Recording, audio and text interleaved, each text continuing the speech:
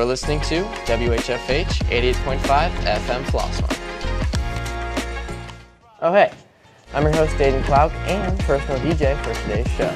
Let's get right into the segments. That's right, it's Hispanic Heritage Month. Neam has the segment for you if you were wondering what this special month means.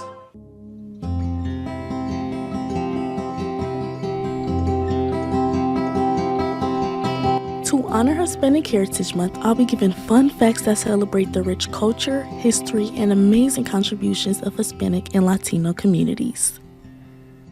First up, did you know Hispanic Heritage Month runs from September 15th to October 15th? That's because several Latin American countries like Mexico, Costa Rica, El Salvador, and Chile all celebrate their independence during this special time. Next, there are over 400 million Spanish speakers worldwide, making Spanish the second most language spoken on the planet. And how about this? Salsa dancing was born in the Caribbean, a spicy mix of African and Latin rhythms. Now, quick shout out to some amazing Hispanic icons. First, Frida Kahlo for her bold, beautiful art and storytelling through self-portraits, Stacia Chavez for fighting for frame workers' rights and justice, Lin-Manuel Miranda, the genius behind Hamilton and In the Heights, Ellen Ochoa, the first Hispanic woman in space. Last up, Bad Bunny, the global music icon changing the game.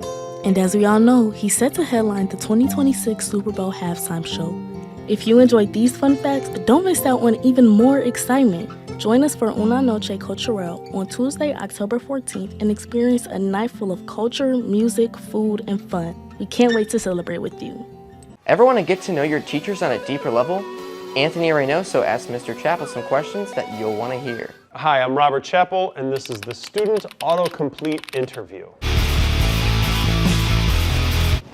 I don't Google a lot of things, Anthony. All right, first one. What was Robert Chappell's favorite graduating class? You know, to be honest, last year's class was pretty stellar, but I have real high expectations for this class as well. I forget things really quickly, so every class is my favorite graduating class. What does Robert Chappell do outside of school? You know, sometimes students ask me this and it's so boring, guys. Like, I mostly just do chores, man. Like, I go home and I'm like, I got laundry and dishes. I like to wrestle with my dog, and I love eating food. If you've been my student, you know, man, do I love food. And go for walks, like, you know, middle-aged guy stuff. Is Robert Chappell flexible? Well, if you mean like in my brain and how I can maneuver all kinds of different class scenarios and mix my schedule around, then yes. If you mean physically, because I am a gymnastics coach, I would say I used to be. All right. I was pretty solid back in the day, back when I was in high school, but you know, the older you get, I'll leave it at that. All right. Is Robert Chappell's arch nemesis William Merchants? Yes, he is. Yes, he is. And if you want to know why Mr. Merchant Z is my arch nemesis, you can ask him. I'm not going back down that dark hallway. You can ask him, William Merchants. What is Robert Chappell's favorite year of rock? Man, like so many good years of rock, right? I mean, I have to be honest, it could possibly be 1994. I mean, Nirvana was big, Pumpkins were big. Those are some of my favorites. I really got into 311 then. The mid-90s rock was just some of the best ever to make its impression on Earth. Thank you for the questions. I hope I answered them to the fulfillment of your heart, truly. And if you have more questions, feel free to ask. Thanks, everybody. HF is home to a ton of clubs and activities, from student government to speech to football. One of these clubs is the HF fencing team, now beginning their winter season. In previous years, the fencing team has had a much larger number of returning fencers, but the team is nonetheless excited and ready to start. Coach David Green gives his insight on how he thinks the season's going to go. We lost a lot of really good fencers last year, which is a shame, but we have a lot of good fencers returning this year. and I'm really excited about our prospects coming up this year as well. The team is divided into a men's and women's team, but also broken up based on the weapon they fence with. Students get to choose what weapon they're most interested in and work hard to learn the fundamentals before the season begins. While it may seem simple, learning the correct technique can be a challenge for beginners. Nazir Rhea tells about his time starting on the men's foil team. It was a little hard at first, but I eventually got the hang of it. I had like a few friends who helped me out here and there. There are 3 weapon types: epee, saber, and foil. Saber is the only one that allows for cuts and is the most aggressive. Epee is much slower, but relies on strategy and creativity. Foil is a mix of both, combining techniques, rules, and the styles of both weapons. While each weapon shares similar footwork, each one has distinctively different blade work. For this reason, fencers typically choose a blade which complements their style the most. If you're looking to join a unique sport with a tight-knit team, HF Fencing may be perfect for you. If you're interested in joining, show up to any practice on Monday, Tuesday, or Thursday from 3 to 6 p.m. Reporting for VTV, I'm Nikolai Lawrence. Voting is very important. In this next segment, Layla Dyer shares the why. Last week, with the help of Social Science Department Chair Ms. Kimbrough, representatives from the League of Women Voters stopped by North Building to help HF students get registered to vote. 2 of the reps, League Chapter President Mary Griffin and Verancia Amon, spoke about the event and their mission. Right, the League of Women Voters is a national organization. What we do is we try to keep up with the current events. Right now, our goal is to get as many new young voters into the system as possible.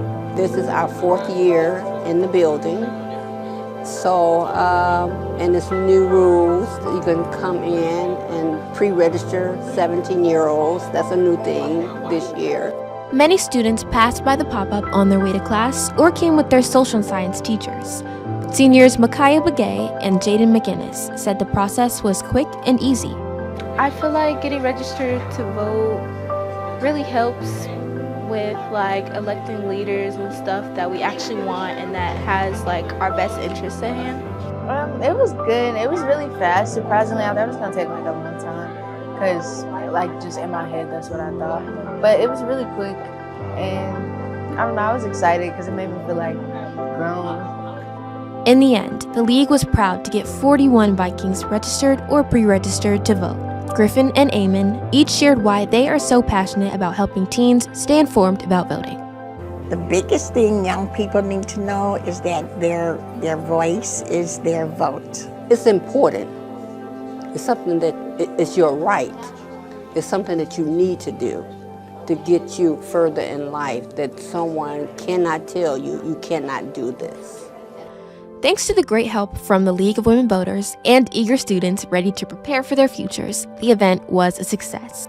Reporting for VTV, I'm Layla Dyer. Oh hey, I was just trying to figure out what song I'm going to do for lip sync. Speaking of which, lip sync is coming up fast. In this next segment, find out more information.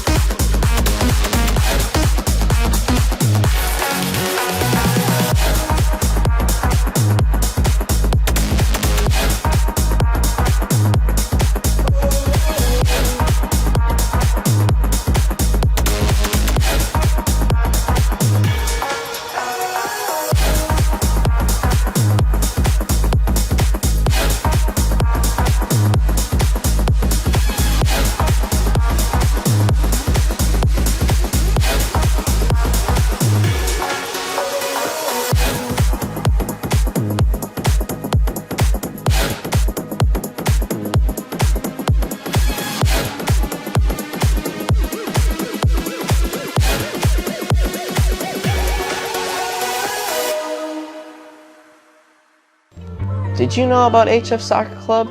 Well, if you didn't, you can find out in this next segment.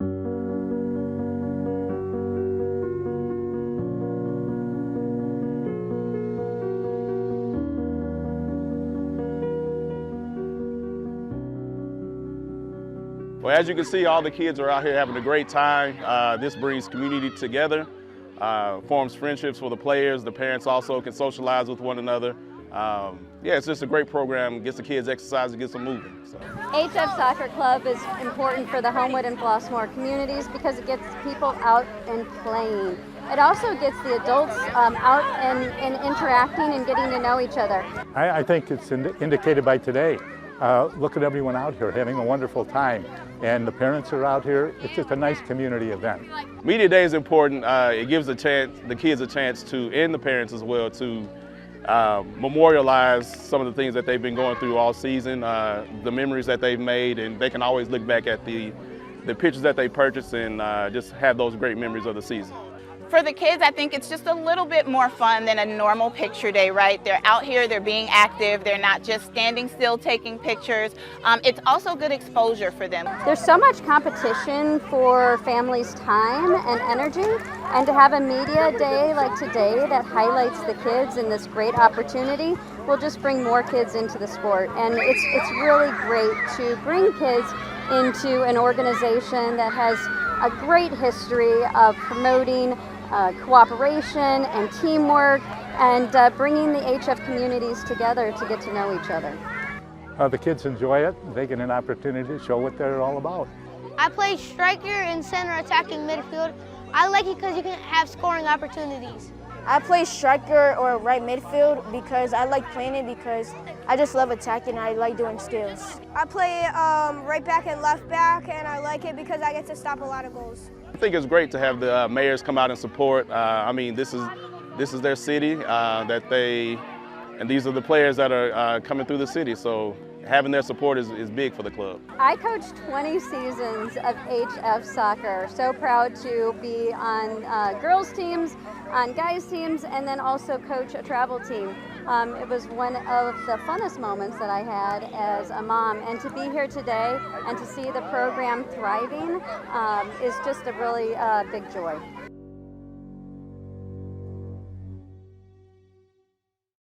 Well, that's about all the time we have for today's show. I'm your host, Aiden, for this episode of VTV. I gotta get back to DJing.